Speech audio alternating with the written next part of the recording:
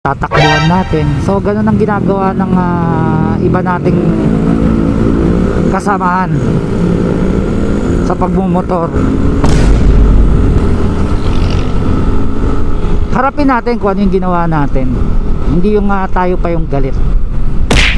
Kasi to the point na pagkuha pa lang natin ng lisensya, alam na natin yung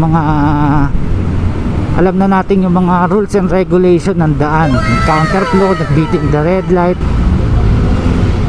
gagawin natin. Tapos pagka nakasagi tayo pa yung aastang biktima kasi nga ganito, ganyan. Ang daming rason, makaligtas lang kaysa mahirap lang kami. Wala po akong perang pambabayad. Ba't mo ginawa?